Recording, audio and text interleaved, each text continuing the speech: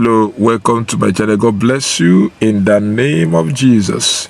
I want you to listen to this, and I believe you're going to learn a lot from it. Don't forget to subscribe to our channel, share this to others for them to learn as well. See you. Chapter 3. 7 Cures for a Lean Purse. The glory of Babylon endures. Down through the ages, its reputation comes to us as the richest of cities, its treasures as fabulous. Yet it was not always so. The riches of Babylon were the results of the wisdom of its people.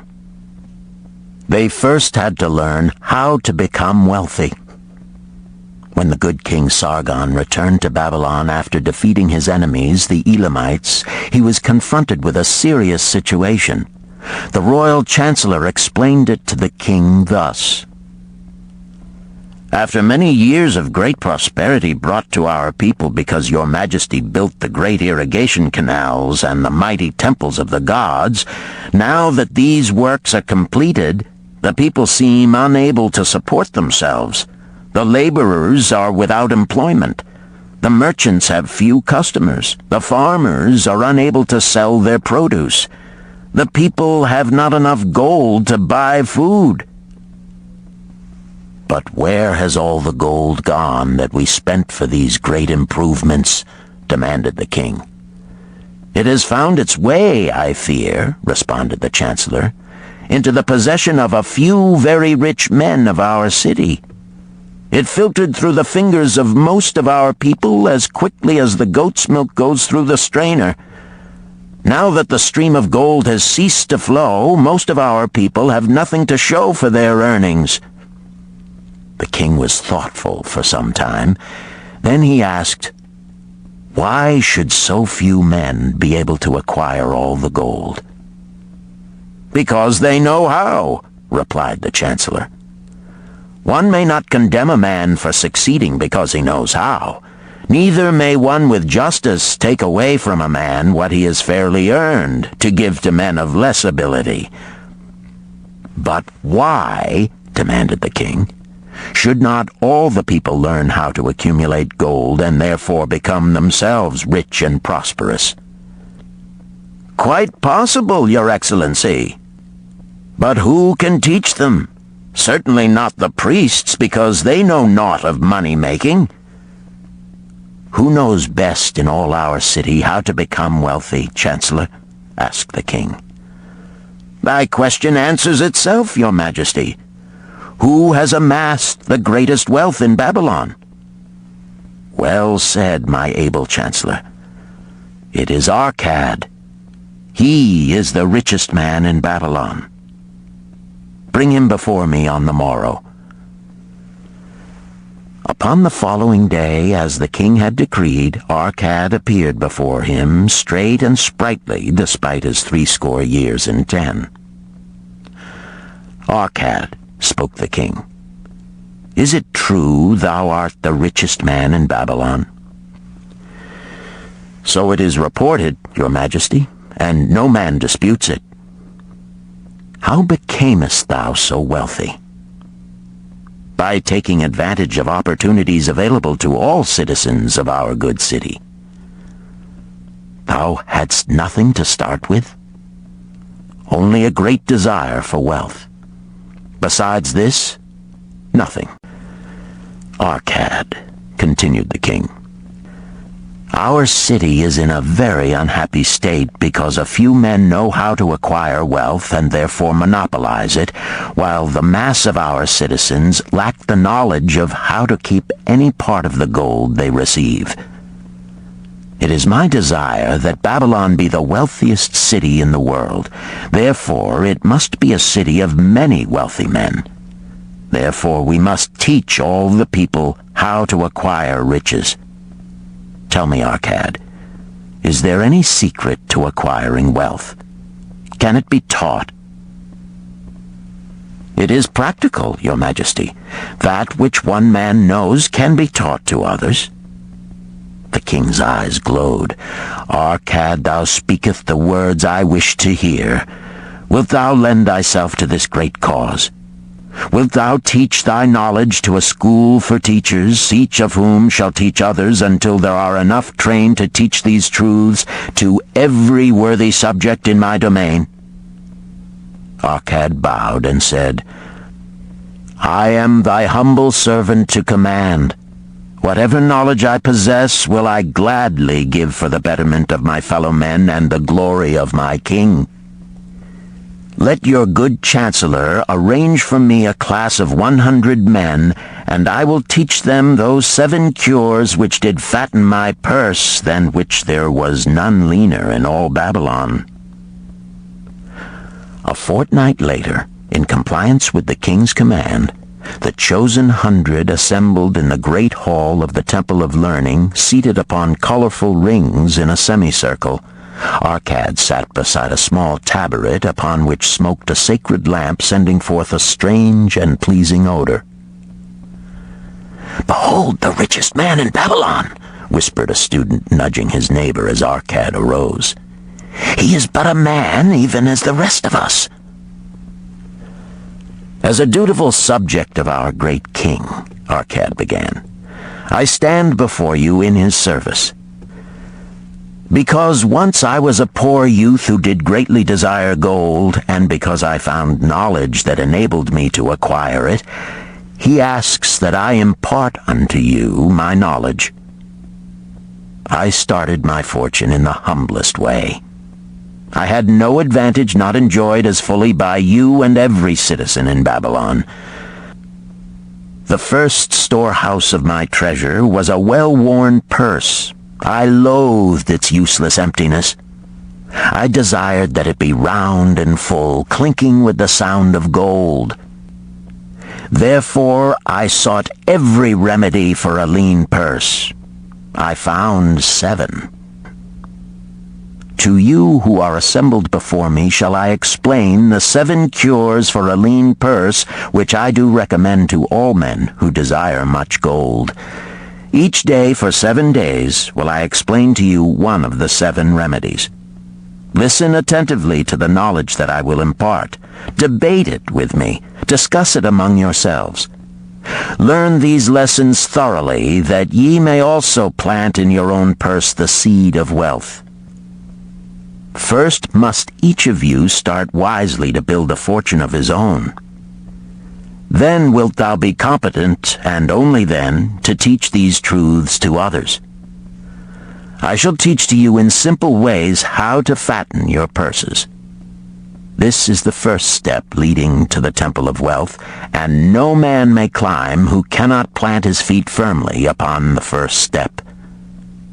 We shall now consider the first cure. The first cure. Start thy purse to fattening. Arcad addressed the thoughtful man in the second row. My good friend, at what craft workest thou? I, replied the man, am a scribe, and carve records upon the clay tablets. Even at such labor did I myself earn my first coppers. Therefore thou hast the same opportunity to build a fortune. He spoke to a florid-faced man farther back. Pray tell also what dost thou to earn thy bread? I, responded this man, am a meat butcher. I do buy the goats the farmers raise and kill them and sell the meat to the housewives and the hides to the sandal makers. Because thou dost also labor and earn, thou hast every advantage to succeed that I did possess. In this way did Arcad proceed to find out how each man labored to earn his living. When he had done questioning them, he said, Now, my students, ye can see that there are many trades and labors at which men may earn coins. Each of the ways of earning is a stream of gold from which the worker doth divert by his labors a portion to his own purse. Therefore into the purse of each of you flows a stream of coins, large or small, according to his ability. Is it not so? Thereupon they agreed that it was so. Then, continued Arcad, If each of you desireth to build for himself a fortune, is it not wise to start by utilizing that source of wealth which he already has established?" To this they agreed. Then Arcad turned to a humble man who had declared himself an egg merchant. "If thou select one of thy baskets, and put into it each morning 10 eggs, and take out from it each evening 9 eggs, what will eventually happen?" "It will become in time overflowing." "Why?" "Because each day I put in 1 more egg than I take out." Arcad turned to the class with a smile. "Does any man here have a lean purse?" First they looked amused. Then they laughed. Lastly, they waved their purses in jest. "All right," he continued. "Now I shall tell thee the first remedy I learned to cure a lean purse. Do exactly as I have suggested to the egg merchant. For every 10 coins thou placest within thy purse, take out for use but 9. Thy purse will start to fatten at once, and its increasing weight will feel good in thy hand and bring satisfaction to thy soul. Deride not what I say because of its simplicity. Truth is always simple. I told thee I would tell how I built my fortune. This was my beginning. I too carried a lean purse and cursed it because there was naught within to satisfy my desires. But when I began to take out from my purse but 9 parts of 10 I put in, it began to fatten. So will thine. Now I will tell a strange truth, the reason for which I know not. When I ceased to pay out more than 9/10 of my earnings, I managed to get along just as well. I was not shorter than before. Also, ere long, did coins come to me more easily than before. Surely it is a law of the gods that unto him who keepeth and spendeth not a certain part of all his earnings shall gold come more easily. Likewise him whose purse is empty does gold avoid. Which desirest thou the most? Is it the gratification of thy desires of each day, a jewel, a bit of finery, better raiment, more food, things quickly gone and forgotten? Or is it substantial belongings, gold, lands, herds, merchandise, income-bringing investments? The coins thou takest from thy purse bring the first. The coins thou leavest within it will bring the latter. This, my students, was the first cure I did discover for my lean purse. For each 10 coins I put in, to spend but 9. Debate this among yourselves. If any man proves it untrue, tell me upon the morrow when we shall meet again. The second cure. Control thy expenditures. Some of your members, my students, have asked me this. How can a man keep 1/10 of all he earns in his purse when all the coins he earns are not enough for his necessary expenses? So did Arcad address his students upon the second day. Yesterday, how many of thee carried lean purses? All of us, answered the class.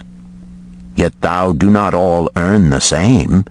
Some earn much more than others. Some have much larger families to support. Yet all purses were equally lean. Now I will tell thee an unusual truth about men and sons of men. It is this, that what each of us calls our necessary expenses will always grow to equal our incomes unless we protest to the contrary. Confuse not the necessary expenses with thy desires.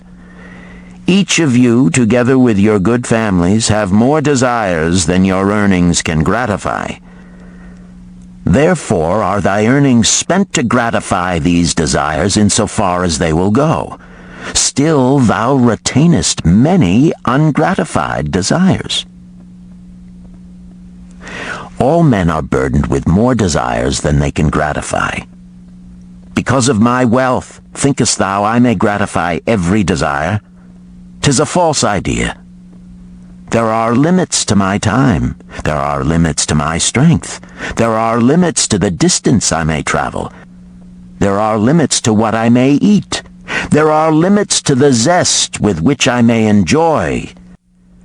I say to you that just as weeds grow in a field wherever the farmer leaves space for their roots, even so freely do desires grow in men whenever there is a possibility of their being gratified. Thy desires are a multitude, and those that thou mayest gratify are but few. Study thoughtfully thy accustomed habits of living. Herein may be most often found certain accepted expenses that may wisely be reduced or eliminated. Let thy motto be 100% of appreciated value demanded for each coin spent. Therefore, engrave upon the clay each thing for which thou desireth to spend. Select those that are necessary and others that are possible through the expenditure of 9/10 of thy income. Cross out the rest and consider them but a part of that great multitude of desires that must go unsatisfied, and regret them not. Budget then thy necessary expenses. Touch not the 1/10 that is fattening thy purse. Let this be thy great desire that is being fulfilled. Keep working with thy budget. Keep adjusting it to help thee. Make it thy first assistant in defending thy fattening purse. Hereupon one of the students, wearing a robe of red and gold, arose and said, I am a free man. I believe that it is my right to enjoy the good things of life. Therefore do I rebel against the slavery of a budget which determines just how much I may spend and for what. I feel it would take much pleasure from my life and make me little more than a pack-ass to carry a burden. To him Arcad replied, Who, my friend, would determine thy budget? I would make it for myself, responded the protesting one. In that case, were a pack-ass to budget his burden, would he include therein jewels and rugs and heavy bars of gold? Not so. He would include hay and grain and a bag of water for the desert trail. The purpose of a budget is to help thy purse to fatten.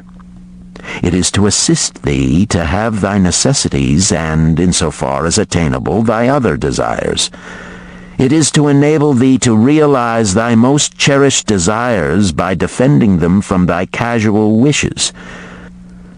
Like a bright light in a dark cave, thy budget shows up the leaks from thy purse and enables thee to stop them and control thy expenditures for definite and gratifying purposes. This, then, is the second cure for a lean purse. Budget thy expenses, that thou mayest have coins to pay for thy necessities, to pay for thy enjoyments, and to gratify thy worthwhile desires without spending more than 9/10 of thy earnings. The third cure. Make thy gold multiply. Behold, thy lean purse is fattening. Thou hast disciplined thyself to leave therein 1/10 of all thou earnest. Thou hast controlled thy expenditures to protect thy growing treasure. Next, we will consider means to put thy treasure to labor and to increase. Gold in a purse is gratifying to own and satisfieth a miserly soul, but earns nothing. The gold we may retain from our earnings is but the start. The earnings it will make shall build our fortunes. So spoke Arcad upon the third day to his class. How therefore may we put our gold to work? My first investment was unfortunate, for I lost all. Its tale I will relate later. My first profitable investment was a loan I made to a man named Agar, a shield maker. Once each year did he buy large shipments of bronze brought from across the sea to use in his trade. Lacking sufficient capital to pay the merchants, he would borrow from those who had extra coins. He was an honorable man. His borrowing he would repay, together with a liberal rental as he sold his shields. Each time I loaned to him, I loaned back also the rental he had paid to me. Therefore, not only did my capital increase, but its earnings likewise increased. Most gratifying was it to have these sums returned to my purse. I tell you, my students, a man's wealth is not in the coins he carries in his purse. It is the income he buildeth, the golden stream that continually floweth into his purse and keepeth it always bulging. That is what every man desireth. That is what thou, each one of thee, desireth. An income that continueth to come whether thou work or travel. Great income I have acquired, so great that I am called a very rich man. My loans to Agar were my first training in profitable investment. Gaining wisdom from this experience, I extended my loans and investments as my capital increased. From a few sources at first, from many sources later, flowed into my purse a golden stream of wealth available for such wise uses as I should decide. Behold, from my humble earnings, I had begotten a horde of golden slaves, each laboring and earning more gold. As they labored for me, so their children also labored, and their children's children, until great was the income from their combined efforts. Gold increaseth rapidly when making reasonable earnings, as thou wilt see from the following. A farmer, when his first son was born, took 10 pieces of silver to a moneylender and asked him to keep it on rental for his son until he became 20 years of age. This the moneylender did, and agreed the rental should be 1/4 of its value each 4 years. The farmer asked, because this sum he had set aside as belonging to his son, that the rental be added to the principal. When the boy had reached the age of 20 years, the farmer again went to the moneylender to inquire about the silver. The moneylender explained that because this sum had been increased by compound interest, the original 10 pieces of silver had now grown to 30½ pieces. The farmer was well pleased, and because the son did not need the coins, he left them with the moneylender. When the son became 50 years of age, the father meantime having passed to the other world, the moneylender paid the son in settlement 167 pieces of silver. Thus, in 50 years had the investment multiplied itself at rental almost 17 times. This, then, is the third cure for a lean purse. To put each coin to laboring, that it may reproduce its kind, even as the flocks of the field, and help bring to thee income, a stream of wealth that shall flow constantly into thy purse. The fourth cure. Guard thy treasures from loss. Misfortune loves a shining mark. Gold in a man's purse must be guarded with firmness, else it be lost. Thus it is wise that we must first secure small amounts and learn to protect them before the gods entrust us with larger. So spoke Arcad upon the 4th day to his class. Every owner of gold is tempted by opportunities whereby it would seem that he could make large sums by its investment in most plausible projects. Often friends and relatives are eagerly entering such investment and urge him to follow. The first sound principle of investment is security for thy principal. Is it wise to be intrigued by larger earnings when thy principal may be lost? I say not. The penalty of risk is probable loss. Study carefully before parting with thy treasure each assurance that it may be safely reclaimed. Be not misled by thine own romantic desires to make wealth rapidly. Before thou loan it to any man, assure thyself of his ability to repay and his reputation for doing so, that thou mayest not unwittingly be making him a present of thy hard-earned treasure. Before thou entrust it as an investment in any field, acquaint thyself with the dangers which may beset it. My own first investment was a tragedy to me at the time. The guarded savings of a year I did entrust to a brickmaker named Asmer, who was traveling over the far seas, and in Tyre agreed to buy for me the rare jewels of the Phoenicians. These we would sell upon his return and divide the profits. The Phoenicians were scoundrels and sold him bits of glass. My treasure was lost.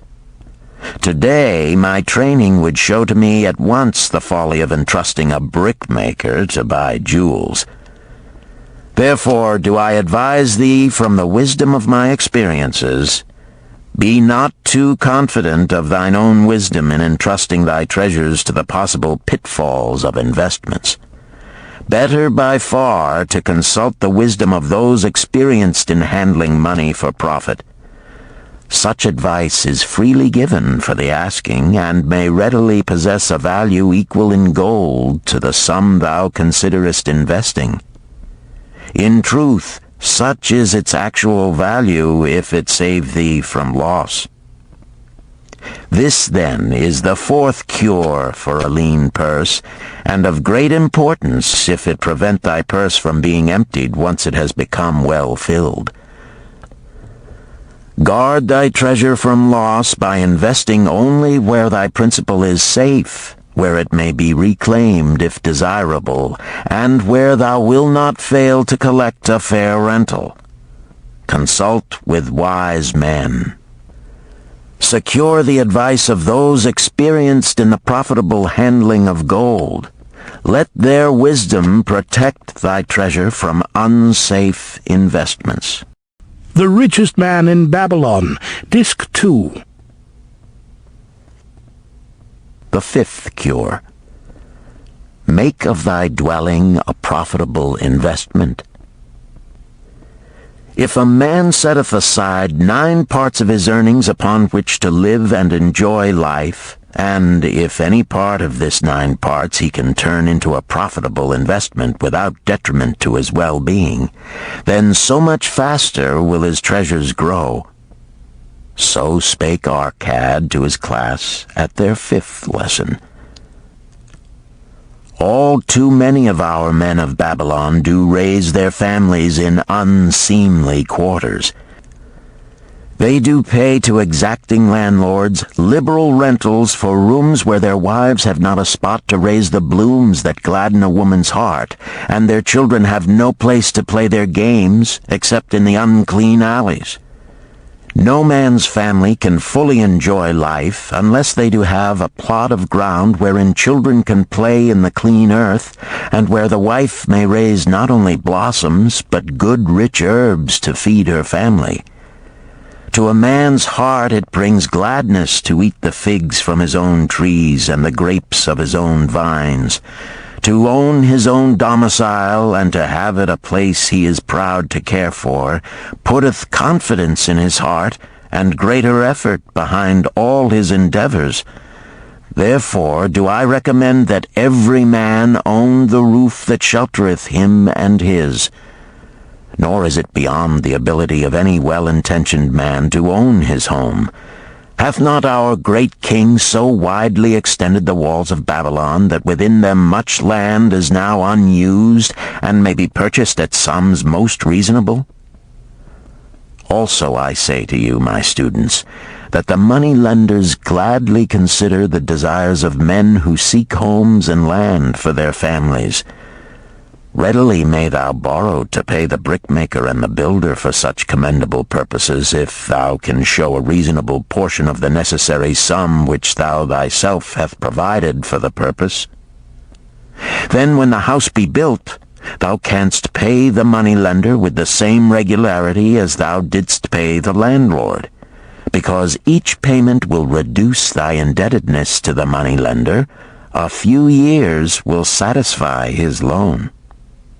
Then will thy heart be glad, because thou wilt own in thy own right a valuable property, and thy only cost will be the king's taxes. Also wilt thy good wife go more often to the river to wash thy robes, that each time returning she may bring a goatskin of water to pour upon the growing things. Thus come many blessings to the man who owneth his own house, and greatly will it reduce his cost of living, making available more of his earnings for pleasures and the gratification of his desires. This, then, is the fifth cure for a lean purse. Own thy own home. The sixth cure. Ensure a future income. The life of every man proceedeth from his childhood to his old age. This is the path of life, and no man may deviate from it, unless the gods call him prematurely to the world beyond. Therefore do I say that it behooves a man to make preparation for a suitable income in the days to come, when he is no longer young, and to make preparations for his family, should he be no longer with them to comfort and support them. This lesson shall instruct thee in providing a full purse when time has made thee less able to earn. So Arcad addressed his class upon the sixth day. The man who, because of his understanding of the laws of wealth, acquireth a growing surplus, should give thought to those future days. He should plan certain investments or provisions that may endure safely for many years, yet will be available when the time arrives which he has so wisely anticipated. There are diverse ways by which a man may provide with safety for his future. He may provide a hiding place and there bury a secret treasure. Yet no matter with what skill it be hidden, it may nevertheless become the loot of thieves. For this reason I recommend not this plan. A man may buy houses or lands for this purpose. If wisely chosen as to their usefulness and value in the future, they are permanent in their value and their earnings, or their sale will provide well for his purpose. A man may loan a small sum to the moneylender and increase it at regular periods. The rental which the moneylender adds to this will largely add to its increase. I do know a sandal maker named Ansan, who explained to me not long ago that each week for 8 years he had deposited with his moneylender 2 pieces of silver. The moneylender had but recently given him an accounting over which he greatly rejoiced. The total of his small deposits with their rental at the customary rate of 1/4 their value for each 4 years had now become 1,040 pieces of silver. I did gladly encourage him further by demonstrating to him with my knowledge of the numbers that in 12 years more, if he would keep his regular deposits of but 2 pieces of silver each week, the moneylender would then owe him 4,000 pieces of silver, a worthy competence for the rest of his life. Surely when such a small payment made with regularity doth produce such profitable results, no man can afford not to insure a treasure for his old age and the protection of his family, no matter how prosperous his business and his investments may be. I would that I might say more about this. In my mind rests a belief that someday wise-thinking men will devise a plan to insure against death, whereby many men pay in but a trifling sum regularly, the aggregate making a handsome sum for the family of each member who passeth to the beyond.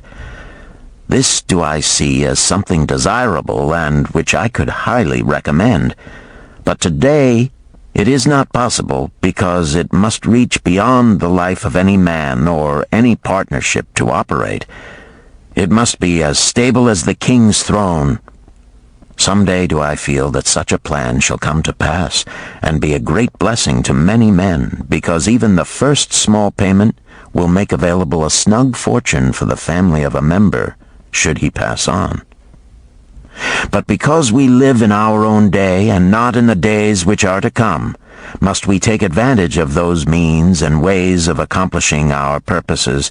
Therefore do I recommend to all men that they, by wise and well-thought-out methods, do provide against a lean purse in their mature years. For a lean purse to a man no longer able to earn, or to a family without its head, is a sore tragedy. This, then, is the sixth cure for a lean purse. Provide in advance for the needs of thy growing age and the protection of thy family. The seventh cure. Increase thy ability to earn.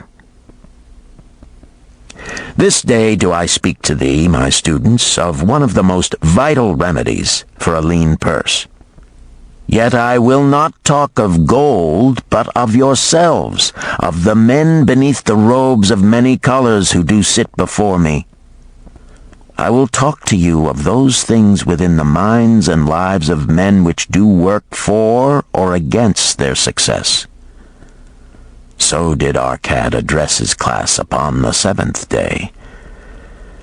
Not long ago came to me a young man seeking to borrow. When I questioned him the cause of his necessity, he complained that his earnings were insufficient to pay his expenses. Thereupon I explained to him, this being the case, he was a poor customer for the moneylender, as he possessed no surplus earning capacity to repay the loan. What you need, young man, I told him, is to earn more coins. What dost thou to increase thy capacity to earn? All that I can do, he replied. 6 times within 2 moons have I approached my master to request my pay be increased, but without success. No man can go oftener than that. We may smile at his simplicity, yet he did possess one of the vital requirements to increase his earnings.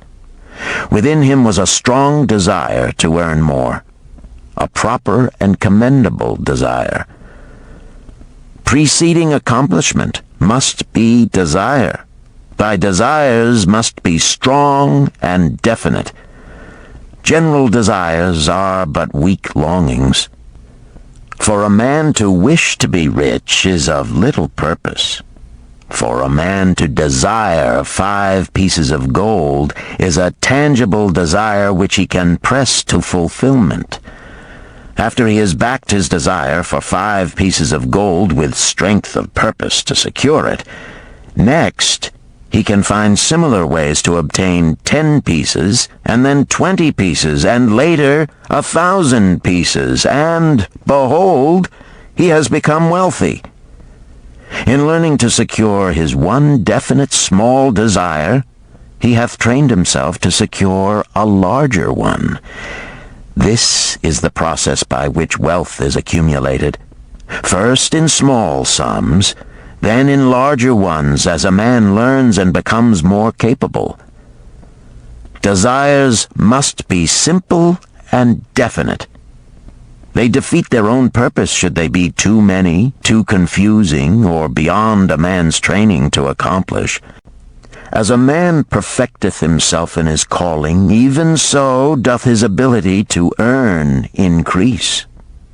In those days when I was a humble scribe carving upon the clay for a few coppers each day, I observed that other workers did more than I, and were paid more. Therefore did I determine that I would be exceeded by none. Nor did it take long for me to discover the reason for their greater success.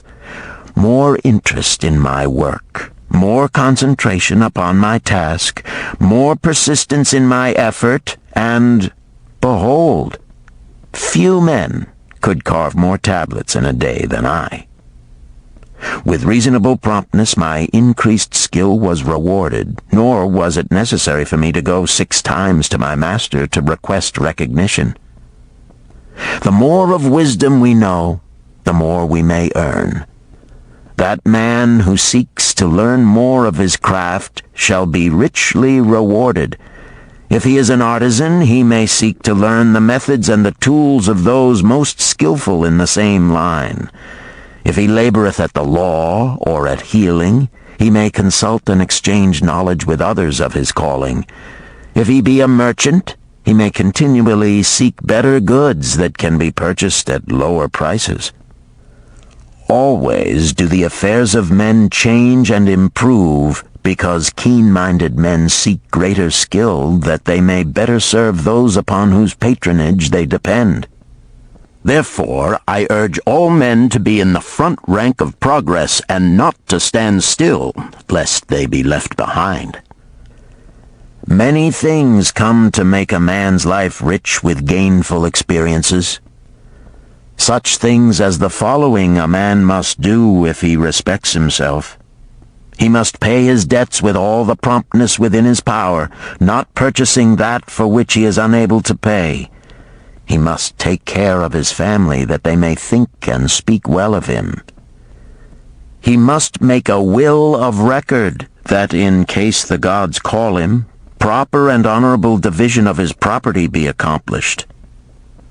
He must have compassion upon those who are injured and smitten by misfortune, and aid them within reasonable limits. He must do deeds of thoughtfulness to those dear to him. Thus, the 7th and last remedy for a lean purse is to cultivate thy own powers, to study and become wiser, to become more skillful, to so act as to respect thyself.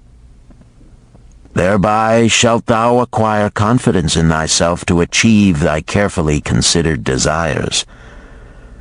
These, then, are the 7 cures for a lean purse, which, out of the experience of a long and successful life, I do urge for all men who desire wealth. There is more gold in Babylon, my students, than thou dreamest of. There is abundance for all. Go thou forth and practice these truths, that thou mayest prosper and grow wealthy, as is thy right. Go thou forth and teach these truths, that every honorable subject of his majesty may also share liberally in the ample wealth of our beloved city.